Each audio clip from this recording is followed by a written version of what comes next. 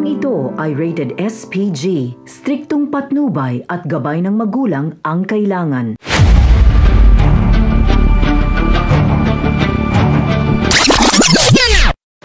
Sinabi nga ni Mokang kay Ramon na hiyang-hiya umano siya at hindi niya alam kung paano magpapasalamat sa lahat ng tulong na ibinigay nito sa kanyang pamilya.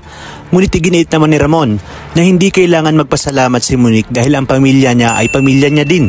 Ayon kay Nita, magandang karma daw itong nangyari sa kanila matapos silang alipustahin ni Roda. Sa kabilang banda, tinanong naman ni Edwin kung ano ang plano nila sa pera. Ayon kay Marsing, gusto niyang bayaran si Roda upang muli nilang mabawi ang kanilang bahay. At bukod doon ay gusto umano ni Marsing na magpautang para mapaikot ang pera sa Quiapo. Samantala muling pinag-initan ni Lawrence si Santino. Ayon nga kay Lawrence na kinuha umano siya dito para maglinis ng CR, hindi para maglinis ng hangin. Dahil naabutan nga ni Lawrence si Santino na nagsasanay ng boxing sa gilid.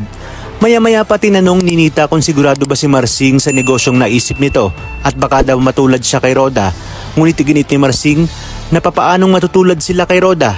Hindi naman umano sila kagaya ni Roda na matapobre at makakatulong umano sila sa mga taga-Quiapo. Ang mga dapat nga nating abangan ngayong Miyerkules. Sinabi ni Rigor kay Lena na mukhang nakakahalata na umano si Mando sa kanila habang ang pamilya naman ni Mokang ay muling babalik ng Quiapo sa kanilang mamahaling sasakyan na bigay nga ni Ramon. At si Tanggol naman ay mas lalong maiipit sa gulo dahil muli siyang pag-iinitan ng mga batang Divisoria dahil siya na nga ang pinalit kay Bong. At dito na din magaganap ang unang misyon ni Bubbles at Tanggol na tapusin nga itong si Congressman Sibilya. Sa inyong palagay magtatagumpay kaya si Tanggol sa kanyang unang misyon dahil lang kung kaya tuluyan nang makukuha ng buo ang tiwala ni Espinas.